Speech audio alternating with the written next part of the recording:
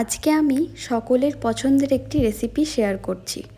এটা কোনো নতুন রান্না নয়, সকলের বাড়িতেই প্রায়শই কিন্তু এই রান্নাটা হয়ে থাকে। পনির আলুর ডালনা। যে কোনো নিরামিষ দিনে রুটি, পরোটা, ভাত সব কিছুর সাথেই কিন্তু এই পনির আলুর ডালনা খুব ভালো লাগে। তবে অনেকেই অনেক রকমভাবে করে, আমি কিভাবে করি সেটাই আজকে আপনাদের সঙ্গে শেয়ার করব। তাহলে চলুন দেখে নেওয়া যাক আজকের ভিডিওটি। পনির আলুর ডালনা বানাবার জন্য নিয়ে নিয়েছি 300 গ্রাম পনির। এবার এটাকে লবণ আর হলুদ দিয়ে মেখে নেব। এবার একটি কড়াইয়ে তেল দিয়ে তেলটা গরম হয়ে আসলে পনিরগুলোকে আস্তে আস্তে তেলের ওপর দিয়ে দেব। এইবার যতক্ষণে পনিরটা ভাজা হচ্ছে, এইদিকে 1 কাপ পরিমাণে জল একটু লবণ দিয়ে গরম করে নেব। অপরদিকে পনিরটাও ভাজা হয়ে গেছে, এবার একটি পাত্রে তুলে নেব। এইবার ওই গরম জলে পনিরগুলোকে ভিজিয়ে রাখব।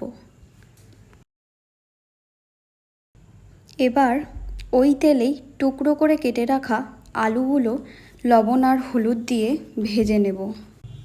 এবার আলুগুলো যতক্ষণে ভাজা হচ্ছে, মিক্সিং জারে দিয়ে দেব একটা টমেটো, 1.5 ইঞ্চি আদার টুকরো আর 4টে পাকা লঙ্কা। এটার একটা মিহি পেস্ট তৈরি করে নেব। এবার এইদিকে নিয়ে নিয়েছি 2 চামচ মতো গোটা জিরে, এটাও ভালো করে পেস্ট করে নেব। এবার ফোড়নে দিয়ে দিচ্ছি গোটা জিরে আর 2টো তেজপাতা। এবার মশলা থেকে সুন্দর গন্ধ বেরোতে শুরু করলে দিয়ে দেব টমেটো, আদা আর লঙ্কার পেস্ট। একটু নেড়েচেড়ে নিয়ে দিয়ে দেব জিরে পেস্ট। এবার মশলা থেকে কাঁচা গন্ধটা চলে গেলে দিয়ে দেব হলুদ গুঁড়ো, লঙ্কা গুঁড়ো আর লবণ দিয়ে ভালো করে কষিয়ে নেব। এবার তেলটা ওপর থেকে ছাড়তে শুরু করে দিয়েছে, এই স্টেজে দিয়ে দেব ভেজে রাখা আলুগুলো। এবার আলুগুলোকে ভালো করে মশলার সাথে মিশিয়ে নেব। তারপর মিনিট 5 জন্যে চাপা দিয়ে দেব। এবার ঢাকা খুলে দিয়ে দেব পরিমাণ মতো জল। তারপর আরও কিছুক্ষণের জন্য চাপা দিয়ে দেব যাতে আলুগুলো ভালো করে সিদ্ধ হয়ে যায়। এবার ঝোলটা ফুটে উঠলে আর আলুগুলো ভালো করে সেদ্ধ হয়ে গেলে দিয়ে দেব গরম জলে ভিজিয়ে রাখা পনিরের টুকরোগুলো। এবার একটু নেড়ে চেড়ে দিয়ে দেব সামান্য চিনি।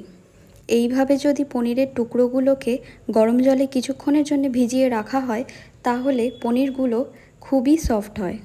এবার সব শেষে দিয়ে দিলাম একটু ঘি আর গরম মশলা। আমাদের সম্পূর্ণ নিরামিষ পনির আলুর ডালনা কিন্তু একদম তৈরি।